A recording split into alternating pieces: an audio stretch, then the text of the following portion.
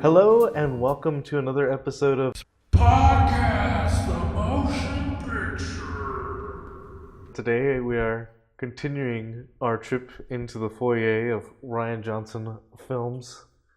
And the what do we call it? The Brian Johnson Mansion. And we're continuing through and we're at the film Looper. Closed in your loop. So before we jump into it, I need to ask, for those of you who don't know, the two leads of this film are Joseph Gordon-Levitt and Bruce Willis.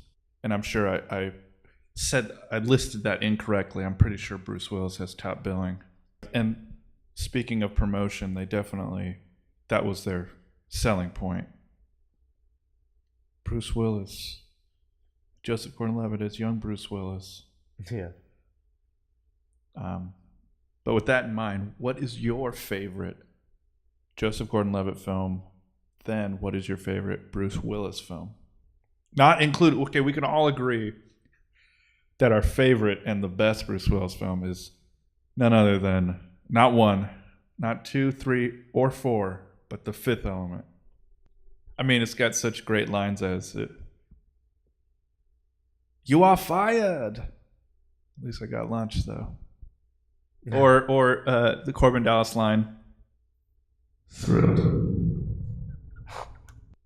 My favorite thing that he does in the film is not actually a line per se. It's like him whispering. It's like, that's my favorite. Okay. Oh man, I just make that a GIF. I can watch that. Okay, we got totally derailed. What's your favorite Bruce Willis film? Besides that, is it Hudson Hawk? Yeah. Yeah. Yeah, you nailed it right on the head. My favorite Bruce Willis film is Hudson Hawk. It is one from his early career back when he was a silly mofo. And the movie is very slapstick and very silly. And I've heard it's not a good movie. Yeah. Yeah, I mean, if you are watching it with the serious frame of mind that people watch movies like, you know, Wolf of Wall Street, then yeah, you probably won't like this movie. It is it's essentially got alchemy, it's got art thefts, it's got show tunes. Okay, so let's say I like John McClane and I go watch Hudson Hawk. Am I going to be entertained? If you can think of like a Bruce Willis comedy action, like I'd say, Element? yeah, he's probably closer to Corbin than he would be to John McClane. Well, yippee-ki-yay, motherfucker. All right, so I'm going to guess what your favorite Jogo film is. Oh yeah? I'm guessing it is not Dark Knight Rises. Yeah, no, definitely not. Because as we all know, Robin's name is not actually Robin. Yeah. It's Richard. Yes. It's Richard or Jason or Tim or Damien. And that's it. I'm going to guess 500 Days of Summer. 500 Days of Summer. I enjoyed that film, but it is not my favorite Joseph Gordon-Levitt film. Well, what is? My favorite one is Angels in the Outfield. Serious? Dang, way back. Yeah. That was the first time that was my first seeing Joseph Gordon-Levitt before his Third Rock from the Sun days. That's what that show was called, right? Yeah, okay. Yeah, and I remember I really liked that movie as a kid. I wasn't too into baseball. And I mean that also probably is a huge reflection on me as a person, because just the type of movies I'm into in general. Like if I was going to be into a baseball movie, it was going to be one that had fantastical elements in it. What about Sandlot? Yeah, I did not watch that movie until I was like 18, and by then I think it was too late.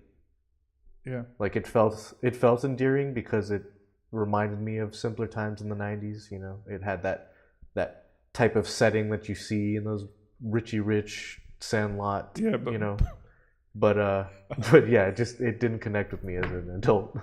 yeah, that's it's kind of how I felt with Stand By Me. Stand By Me. Yeah, like it's good, but it's good, but I think I'm a little too old. Anyway, Angels in the Outfield, huh?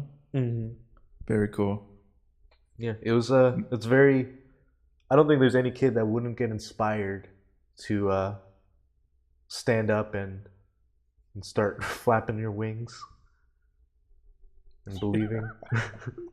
What was the other kid baseball movie where the kid like breaks his arm and then he can pitch perfectly? Yeah, but he's like fucking 12 or some shit, and he's like takes to the major leagues, which would never happen. But then, what was that fucking movie called? I have never heard of that.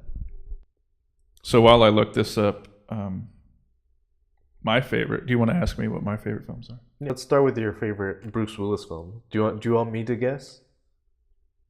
Yeah. Since you guessed for me, I'm gonna guess that your favorite Bruce Willis film is Armageddon. I think you bulge your eyes out when you're watching Armageddon. And no, I'm not projecting and just describing an event that happened to me. No, not Armageddon. I don't even fucking like that movie. Oh, I know what it was. It was The Sixth Sense. You cried. Good one. You cried for the same reason you would have cried at the end of Armageddon. Oh, jeez. Close. Unbreakable is probably my favorite Bruce Willis film. Even better. Yeah. Although 12 Monkeys is pretty close. I think that we can all agree that Terry Gilliam is a very masterful filmmaker.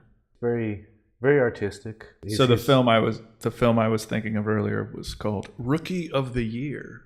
Rookie of the Year. My favorite Jogolev film. Can you guess? I think your favorite Jogolev film was probably Inception. That is a good one, man. But no, I'm gonna have to say 10 Things I Hate About You. There are multiple plots going on, but he's the one who hires Heath Ledger to date the chick from Save the Last Dance in order for him to date the girl from, I want to say that was Alex Mack. But yeah, so how did you like this movie? First off, let's talk about because I mean we start on Joseph Gordon-Levitt's face. We see his eyes and his nose, which have gotten, I guess in your opinion, an upgrade. Yeah, I think not to say Joseph Gordon-Levitt is not a good-looking young man, but I do think that he has almost a more Hollywood, golden age of cinema kind of look. But that could be just the whole attire, because they kind of point out that, Jeff Daniels is like, hey, why you wear a fucking tie? Fashion. That scene, dude, for me, that scene is the one where Jogolev is most Bruce Willis. Don't know I agree with that. He was doing a fantastic job of being Bruce Willis. Like, let me ask you this: Do you think they're both playing the character of Joe, or do you think Joseph Gordon-Levitt was just playing Bruce Willis? You already answered it. Yep.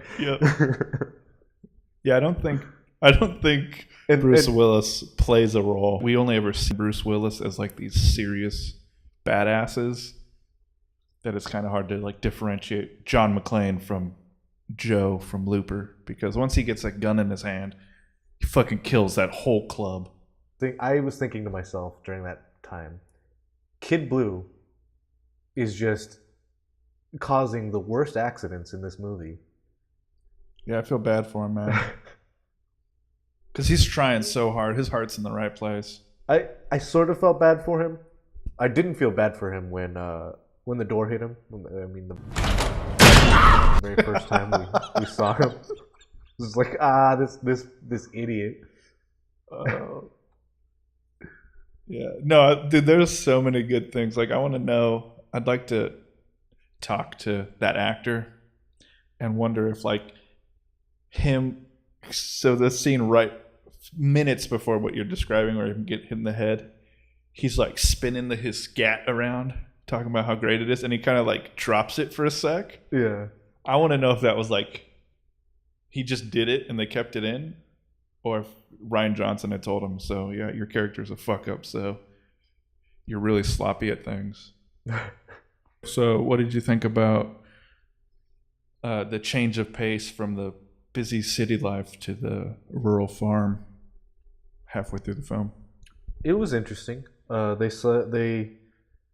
suddenly introduced us to the concept of was it vagrants or varmints or vagrants, right? That's they're calling them. The vagrant plague. Yeah, and that just seemed a funny word to me. Ryan Johnson loves to use odd vocabulary in his films. I legitimately laughed when Emily Blunt was telling that story about how guys would try to impress her by floating shit, and she would just keep their quarters down. Yeah. You know, that dude popped a blood vessel. Oh, man. That's so fucking funny. Yeah. I would love to have seen that because I hate guys like that. So how'd you feel about the little kid's performance? Was he a believable 10-year-old? I enjoyed the little kid's performance. I think I'm always fond of child's characters who speak very eloquently. I can't really think of a lot off the top of my head. I know there was like this kid Franklin in the show My Wife and Kids, who like spoke eloquently and played the piano, and like the little girl from Signs. Little girl from Signs. She wasn't super eloquent, but she was hilarious because she was like trying to be an aspiring actress. The little girl from Just Go With It. I believe she spoke in a British accent the entire film.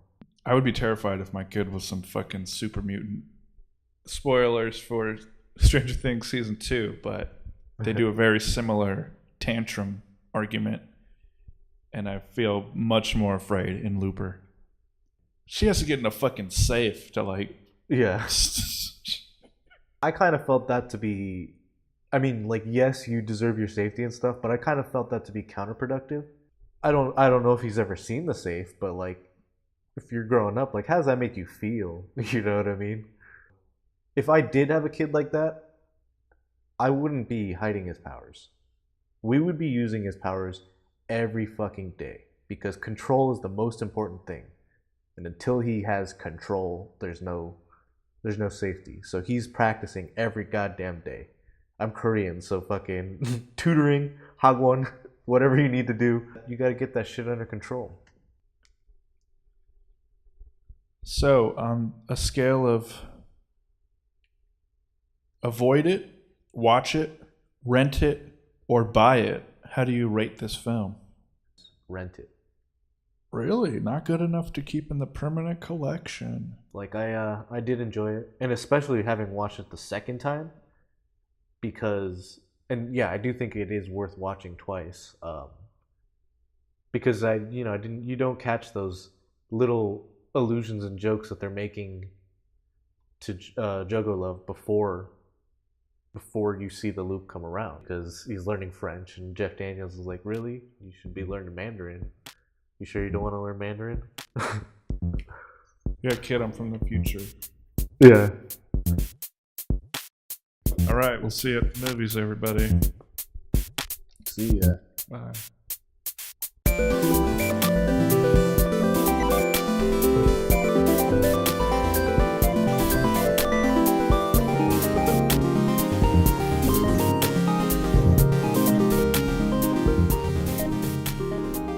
배드 드림 스프레이